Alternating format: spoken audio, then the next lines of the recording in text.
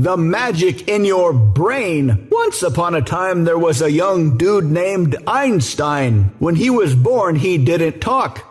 At least not when the other kids did. He took his sweet time, preferring maybe to spend the time inside his brain, figuring things out. Later, he turned out to be a pretty smart kid. Decided to study physics. He went through the classes easy peasy. At that time, he graduated in 1900. The career options were pretty straightforward.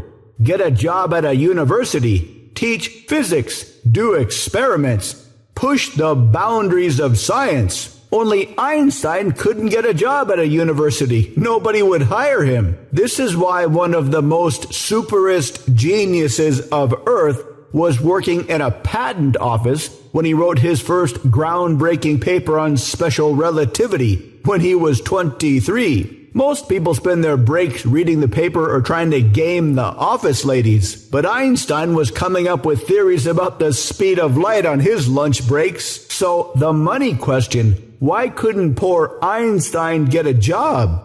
Well, at that time in history, the 1900s, there were huge changes going on.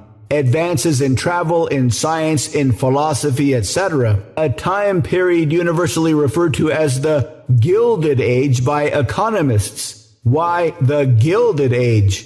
After the end of the Civil War, 1865, and the beginning of World War I, 1914, the world was expanding very, very quickly, and all large trading countries were on the gold standard. Nobody had central banks messing around with their economies. Massive economic expansion, massive travel, massive exchanges of ideas. So what's a smart guy like Einstein to do during this wonderful time to be alive? Sit in a boring physics lecture? Nope. He would hang out like most other interested dudes did back then in local coffee houses. If you wanted to have an intense discussion about global politics, science, philosophy, that's where you would go. You would head on down to the local coffee houses where all the action was. The reason Einstein couldn't get a job was he didn't have any letters of recommendations from his professors, because Einstein never went to class. He's known for 3 major scientific breakthroughs: general relativity, special relativity, the photoelectric effect. The first 2, the relativity ones,